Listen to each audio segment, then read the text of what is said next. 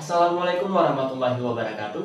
Perkenalkan, nama saya Romi Antoni, perwakilan dari kelompok 2. Pada kesempatan kali ini, saya dan teman-teman saya akan mempresentasikan hasil kerja kelompok kami dengan judul perancangan aplikasi data hasil tes swab COVID-19 berbasis web.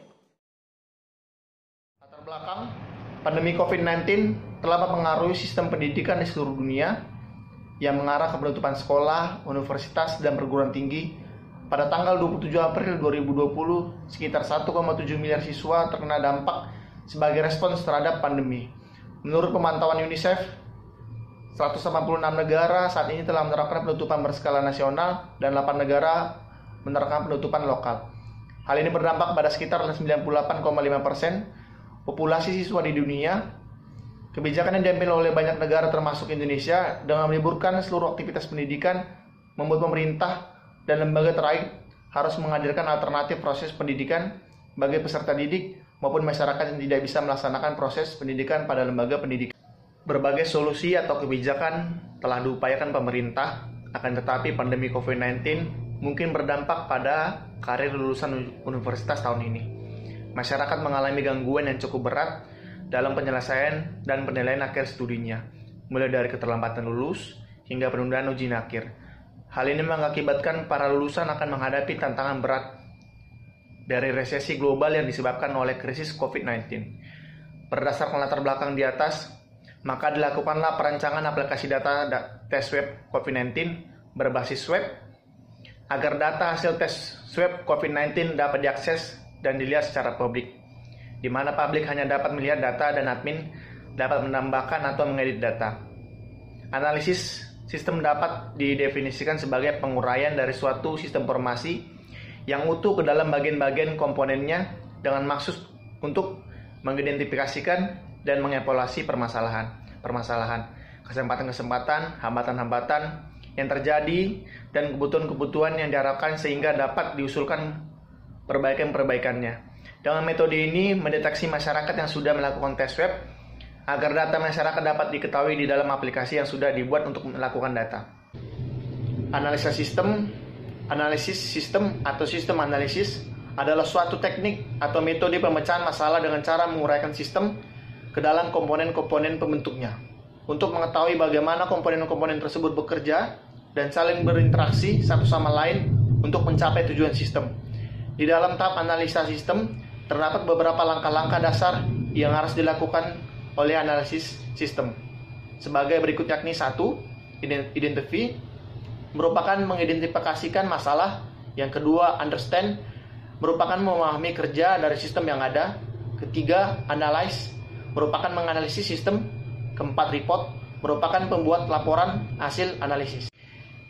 Identifikasi masalah. Identifikasi masalah dari beberapa uraian yang dikemukakan pada latar belakang, maka dapat diidentifikasi masalah-masalah sebagai berikut. 1. Sistem pencatatan yang manual menyulitkan pendataan bagi pihak pendata dan tidak dapat diakses secara langsung dari kejauhan oleh peserta, yakni peserta harus menunggu hasil dalam bentuk surat keterangan. Yang kedua, laporan hasil tes web tidak dapat diakses oleh publik. Evaluasi sistem. Penggunaan sistem sebelumnya belum terintegritas pada satu database. Dengan adanya sistem yang baru diharapkan dapat mempermudah masyarakat untuk mengakses data swab. Kelemahan sistem. Kelemahan pada sistem yang dibuat hanya dapat diakses bagi masyarakat yang telah mendapatkan izin dari penanggung jawab data tes swab. Kebutuhan sistem. Dalam merancang sistem dibutuhkan percepatan tes swab masyarakat dan percepatan penginputan data. Data yang dibutuhkan mencakup nama dan NIK, agar data ini dijadikan rujukan untuk melihat hasil tes web setiap masyarakat Sumatera. Perbaikan sistem. Berdasarkan perbaikan sistem yang sudah dirancang menghasilkan data terintegritas dalam satu database. Dengan begitu mempermudah untuk mengakses data tes web yang sudah diinput. Perancangan sistem merupakan sekumpulan aktivitas yang menggambarkan bagaimana sistem berjalan. Hal itu bertujuan untuk menghasilkan perangkat lunak yang sesuai dengan kebutuhan user. Dan perancangan sistem yang telah kami buat berdasarkan judul tidak lain fungsinya adalah untuk memudahkan pengguna untuk melihat dan menginput datanya. Dan ini ada beberapa rancangan sistem yang telah kami buat berdasarkan judul. Di sini ada yang pertama, use case diagram yang berarti merupakan interaksi antara aktor dengan sistem. Di sini dapat kita lihat di sini ada aktor dan di sistem ada login, ada input data dan ada hasil data. Selanjutnya ada yang namanya class diagram, dapat kita lihat di sebelah saya ini. Class diagram mampu memberikan kita pandangan yang lebih luas mengenai suatu sistem melalui kelas-kelasnya. Pada diagram di samping saya dapat kita lihat terdapat 3 kotak setiap nama kelas. Nah, di situ maksudnya di setiap nama kotak, kotak paling atas merupakan kelas dan yang di tengah merupakan atribut dan yang paling bawah merupakan operasi. Kemudian ada activity diagram, merupakan aktivitas suatu sistem. Contohnya di sebelah saya ada, langsung saja saya contohkan. Anda buka Facebook, Anda masukkan username dan password Anda, dan kemudian Anda buat story ataupun status dan Anda postkan di publik. Itu merupakan activity diagram ataupun aktivitas yang terjadi dalam sistem yang dilakukan oleh user. Kemudian ada activity diagram login. Pastinya berdasarkan perancangan yang telah kami buat, pada halaman login Anda akan dimintakan memasukkan username dan password. Ketika username dan password Anda benar, maka Anda akan diarahkan ke halaman berikutnya. Dan jika Anda salah memasukkan username Anda, maka akan muncul pesan error ataupun username Anda salah. Pastinya itu terjadi pada setiap aplikasi. Dan activity diagram home merupakan hasil sukses setelah login tadi. Setelah activity diagram ada yang namanya sequence diagram. Sequence diagram ini adalah salah satu diagram yang terdapat dalam UML. Sequence diagram adalah diagram yang menggambarkan kolaborasi dinamis antara sejumlah objek. Oke, dapat teman-teman lihat di sebelah saya ada sequence diagram berdasarkan perancangan judul. Tapi saya tidak akan menjelaskan cara kerja sequence ini karena ini sama halnya dengan activity diagram yang tadi saya jelaskan. Ada login, username jika berhasil ke home, jika gagal akan muncul pesan error dan sebagainya. Tetapi saya akan menjelaskan sedikit bagian-bagian yang ada pada sequence diagram ini. Di sini ada yang berbentuk orang, itu merupakan aktor yang merupakan atau yang berinteraksi dengan sistem. Kemudian ada komponen petak besar, itu merupakan suatu objek ataupun kelas. Dan di bawahnya ada kotak memanjang ke bawah, itu merupakan activation boxes. Ya, activation boxes itu merupakan waktu yang dibutuhkan oleh suatu objek untuk menyelesaikan tugas. Biasanya semakin banyak waktu yang dibutuhkan, maka semakin panjang kotak itu ke bawahnya. Kemudian ada garis putus-putus, itu namanya left lens, itu menggambarkan aktivitas suatu objek. Baik, selanjutnya saya akan melanjutkan menjelaskan mengenai perancangan basis data. Perancangan basis data adalah proses untuk menentukan isi dan pengaturan data yang dibutuhkan untuk mendukung berbagai rancangan sistem. Dengan basis data ini, user dapat menginput data ke dalam aplikasi dan dapat dilihat oleh masyarakat tanpa harus membuat surat keterangan hasil tes COVID-19. Yang artinya, masyarakat tidak perlu menunggu hasil di tempat karena dapat diakses dari aplikasi. Selanjutnya ada normalisasi. Normalisasi adalah proses pembentukan struktur basis data sehingga sebagian besar ambiguity bisa dihilangkan. Normalisasi merupakan sebuah teknik dalam logical design sebuah basis data relasional yang mengelompokkan atribut dari suatu tabel sehingga membentuk struktur tabel yang normal. Nah, di sini tabel dikatakan normal ketika tidak ada kerangkapan data di tabel tersebut. Tujuan normalisasi pada perancangan aplikasi data tes web COVID-19 berbasis web adalah untuk menghilangkan dan mengurangi redundasi data, atau bisa disebut juga dengan duplikasi atau penyimpanan data yang sama secara berulang. Selanjutnya, ada bentuk tidak normal atau anormalized form. Pada tabel di bawah ini, terdapat duplikasi data nama masyarakat untuk setiap data NIK serta data keterangan. Hal ini menyebabkan terjadi kerangkapan data yang tidak diperlukan atau bisa disebut dengan redundasi. Nah, untuk itu, data yang sama dapat dihilangkan agar tidak terjadi pemborosan penyimpanan. Selanjutnya, bentuk normal tahap 1 atau first anormalized form. Bentuk normal tahap 1 dapat berbunyi suatu tabel dikatakan 1NF jika dan hanya jika setiap atribut data tersebut hanya memiliki nilai tunggal dalam satu baris. Jadi, di tabel sebelumnya yang belum dinormalisasi perlu diubah, sehingga untuk 1NF menjadi seperti tabel di bawah ini. Dan juga inti dari normalisasi 1NF adalah tidak boleh ada grouping data ataupun duplikasi data. Selanjutnya ada bentuk normal tahap 2 atau second anormalist form. Bentuk normal tahap 2 dapat berbunyi syarat 2NF adalah tidak diperkenankan adanya partikel functional dependency kepada primary key dalam sebuah tabel. Nah, apa itu functional dependency? Functional dependency itu adalah setiap atribut yang bukan kunci atau non-key bergantung secara fungsional terhadap primary key. Intinya adalah pada tahap 2NF ini tabel tersebut harus dipecah berdasarkan primary key. Selanjutnya, di sini ada bentuk normal tahap 2 atau tabel jadwal melakukan tes swab COVID-19 yang berisi NIK 1111 atas nama Bejo dengan keterangan negatif COVID-19 pada tanggal 31 bulan 1 tahun 2021. Kamus data. Kamus data atau data dictionary atau disebut juga dengan istilah sistem data dictionary digunakan untuk memperjelas aliran data yang menggambarkan pada data flow diagram. Kamus data dalam implementasi program dapat menjadi parameter masukan atau keluaran dari sebuah fungsi dan prosedur.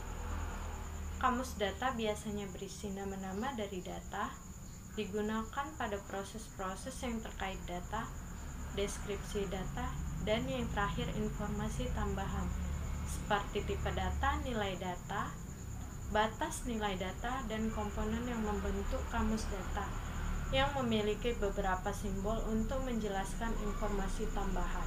Dengan menggunakan kamus data pada perancangan aplikasi data tes web COVID-19 berbasis web, analisis sistem dapat mendefinisikan data yang mengalir di sistem dengan lengkap. Kamus data dibuat pada tahap analisis sistem dan perancangan sistem. Pada tahap analisis sistem, kamus data dapat digunakan sebagai alat komunikasi antara analisis sistem dengan pemakai sistem tentang data yang mengalir di sistem, yaitu tentang data yang masuk ke sistem dan tentang informasi yang dibutuhkan oleh pemakai sistem. Pada tahap perancangan sistem, kamus data juga digunakan untuk merancang input, merancang laporan-laporan, dan database. Desain tabel. Desain tabel adalah bagian dari sebuah database. Sebuah desain tabel akan menghasilkan database yang akan menyimpan data lebih banyak, lebih lama, dan mendukung pengguna lebih bersamaan dari database dengan desain tabel tidak efisien. Database sederhana atau database yang kompleks, desain tabel tidak mengambil lebih banyak waktu dan akan menghasilkan database. Struktur tabel bisa dilihat pada kedua tabel tersebut. Tabel yang pertama yang berisikan ID, username, dan password, sedangkan tabel yang kedua berisi ID, nick, nama, keterangan, dan tanggal. Perancangan antarmuka. Merancang antarmuka merupakan bagian paling penting dari merancang sebuah sistem. Nah, dalam perancangannya memiliki 3 persyaratan utama. Yang pertama, antarmuka harus lengkap. Yang kedua, antarmuka harus sederhana. Yang ketiga, antarmuka harus memiliki kinerja yang cepat. Nah, yang pertama kita akan disuguhkan oleh tampilan antarmuka login. Nah, di sini ada yang namanya username, lalu kemudian password, dan ada tombol login. Pengguna dapat mengakses atau memasukkan username mereka, lalu kemudian password, dan login. Nah, kemudian pengguna akan dilanjutkan pada tampilan antarmuka home. Nah, home ini berisi beberapa menu seperti data, hasil, serta logout. Nah, pada bagian data ini kita bisa memasukkan nama peserta, yang ingin mengikuti tes swab COVID-19.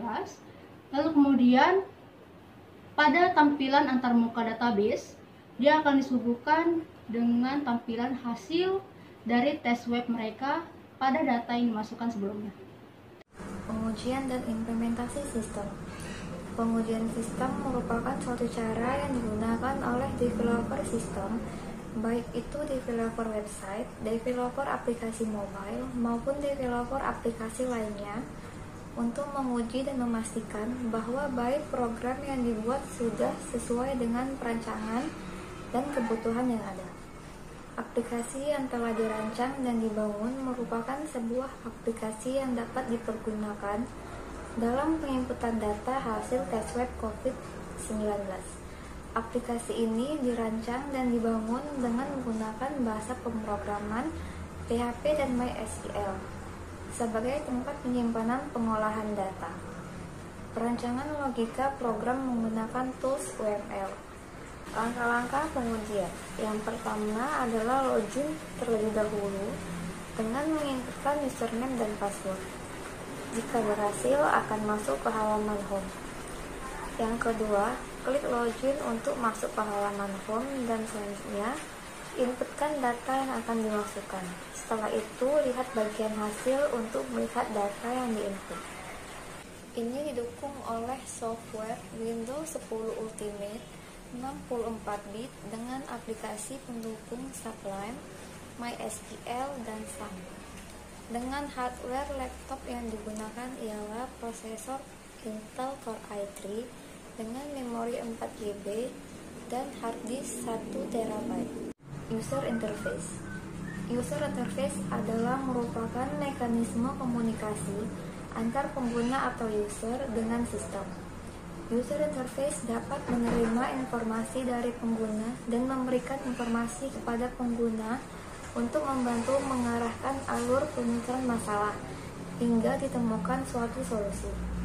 Interface di sini berfungsi untuk menginput data tes swab COVID-19 ke dalam database. Berikut ini merupakan tampilan dari user interface form. Oke guys, sebelumnya perkenalkan, nama saya Didi Kurnia Huta Barat. Di sini saya akan menjelaskan dan menjalankan aplikasi yang telah dibuat. Di sini saya akan sebelumnya menjelaskan pengujian black box. Metode pengujian black box ialah metode pengujian secara black box menekankan pengujian pada fungsionalitas yang ada dari setiap bagian di dalam sistem yang dibuat tanpa mengetahui byte yang ada. Pengujian ini dilakukan setelah byte program yang ada selesai untuk dibuat. Tujuan dari pengujian ini yaitu untuk memastikan setiap bagian sudah sesuai dengan alur proses yang ditetapkan dan memastikan semua kesalahan masukan yang dilakukan oleh pengguna dapat ditangani oleh sistem. Oke, setelah itu ini ada gambar loginnya, data swabnya. Kita langsung aja ke aplikasinya.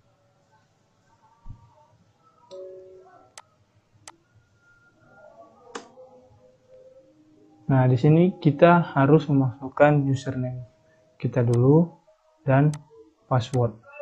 Nah, kebetulan username saya adalah Tabarat dengan password Kurniawan. Nah, di sini kita akan login. Ini adalah tampilan home kita. Nah, ini adalah tampilan data. Nah, di sini kita akan menambahkan nanti masyarakat yang sudah melakukan tes swab COVID-19 dan hasilnya akan kita masukkan input data ke sini.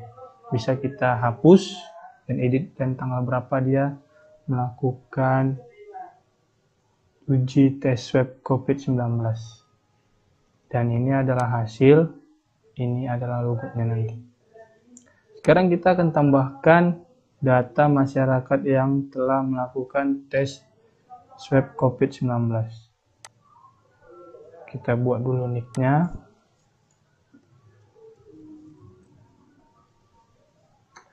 namanya, keterangannya kita buat positif.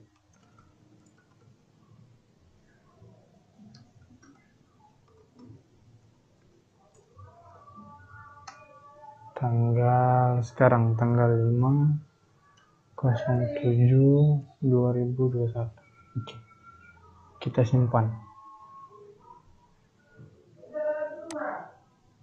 Nah, namanya jadi bertambah di sini setelah kita input, dan hasilnya di sini adalah hasilnya.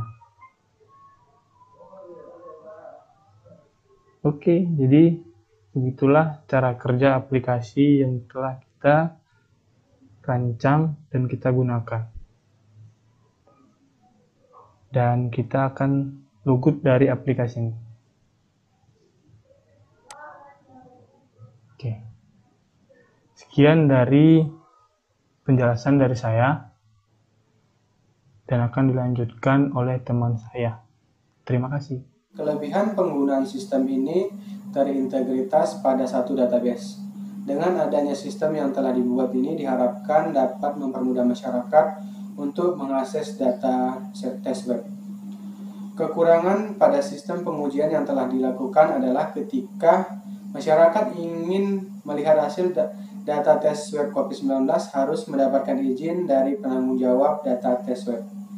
Perancangan dan pembuatan aplikasi data tes web COVID-19 pada tahap implementasi ini dilakukan dengan membuat aplikasi dengan software 1. Windows 10 Ultimate 64-bit, 2. Sublime Text 3, 3. MySQL, 4. SAM, dan hardware 1. Laptop dengan prosesor Intel Core i3, 2. Memori RAM 4GB, 3. harddisk 1 TB.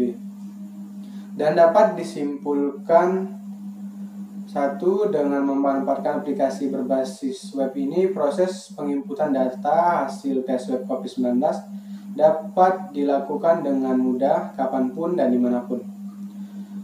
2. Melalui aplikasi ini, masyarakat dapat mengetahui hasil tes web COVID-19. 3. Dengan adanya aplikasi ini, masyarakat dapat lebih mudah melihat data. Saran yang dapat diberikan setelah perancangan dan pembuatan aplikasi data tes web COVID-19 berbasis web adalah sebagai berikut. 1. Aplikasi berbasis web pada mata pelajaran pemrograman ini dapat dikembangkan menjadi aplikasi yang lebih lengkap lagi. 2. Untuk pembuatan aplikasi berbasis web diupayakan agar menggunakan versi terbaru dari software yang digunakan. Dengan menggunakan versi yang terbaru, maka tools-tools yang disediakan lebih lengkap, sehingga memudahkan perancang dalam proses pembuatan aplikasi ini. 3. Aplikasi ini dapat dikembangkan menjadi bersistem online. Oke, sekianlah presentasi dari kelompok kami. Semoga bermanfaat. Lebih dan kurang kami mohon maaf karena masih belajar juga. Kami akhiri. Assalamualaikum warahmatullahi wabarakatuh.